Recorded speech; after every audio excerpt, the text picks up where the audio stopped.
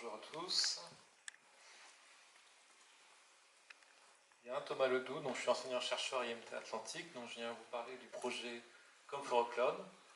Comme son nom l'indique, c'est un projet qui va traiter du cloud computing. Donc c'est un projet émergence 2016 qui s'est terminé en avril dernier. Ce projet s'est fait grâce à 3 équipes, l'équipe Naomod, Stack et Task du LS2I. Donc le contexte, comme je vous le disais, c'est le cloud computing. Donc c'est quoi finalement le cloud? C'est simplement l'idée de consommer des ressources informatiques et de produire des ressources informatiques de façon différente d'autrefois. Et en fait, si on s'intéresse vraiment à la stack logicielle du cloud, on va se rendre compte qu'on va être dans un modèle consommateur-producteur avec des contrats de service à tous les niveaux. Par exemple, Engie va fournir de l'énergie verte, quand elle le pourra, à des infrastructures de type data center qui sont managées par exemple par des acteurs comme Amazon. Amazon va fournir en fait des services à d'autres types de clients, qu'on appelle des software as a service, et va garantir par exemple un certain pourcentage de disponibilité. Et ainsi de suite jusqu'à vous, un user qui vous allez utiliser Facebook ou Gmail, qui sont en fait des services as a service. En fait, on va donc garantir des contrats de service avec des contraintes, pourcentage d'énergie, pourcentage de disponibilité, le temps de réponse, à tous les niveaux. Et pour ça, en fait, c'est impossible qu'un humain puisse tout manager tout seul, puisque par exemple, l'énergie verte, elle est un petit peu en fait intermittente, où les fournisseurs d'accès comme Amazon, de data center peuvent très bien se retrouver avec une panne de data center. Ça va être managé de plus en plus grâce au logiciel, et on va parler de gestionnaire autonomique. On voit bien qu'ils sont tous spécifiques, mais finalement ils ont tous les mêmes objectifs. Garantir en fait le contrat de service SLA, en anglais, optimiser des coûts, maximiser des revenus. Et tout ça dans un environnement dynamique et plutôt imprévisible.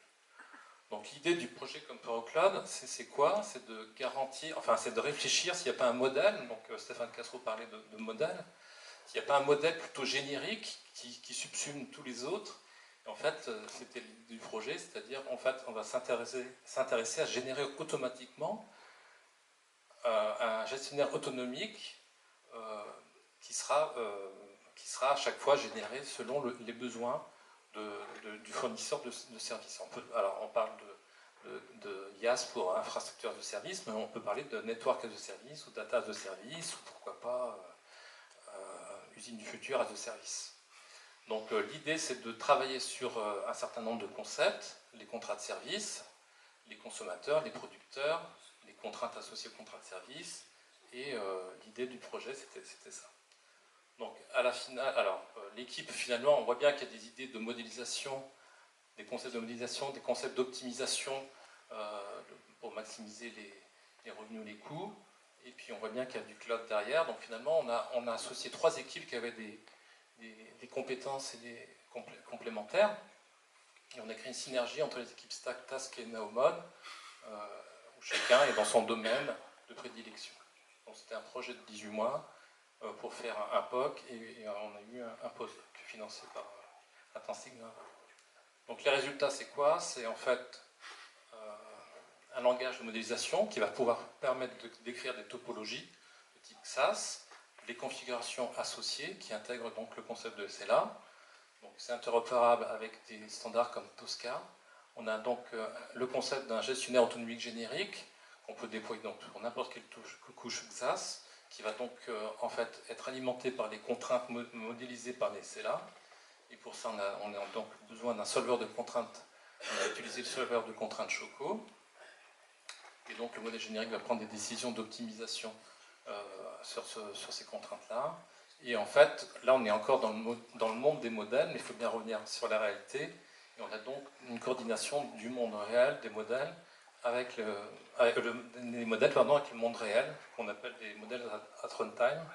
Et on a donc 2 POC, un sur une application de type SaaS, c'est-à-dire comment Moodle va être géré au niveau d'Amazon EC2 ou des infrastructures IaaS pour l'optimisation des ressources d'OpenStack. Donc on a eu plusieurs publications, dont 2 best papers, et puis une revue voilà, chez Future Generation Computing System. les perspectives, alors, je ne sais pas pourquoi c'est plus petit, on a déposé un projet ANR qui va dans la même idée, mais qui va un peu plus loin, qui va s'intéresser au fog computing. Voilà.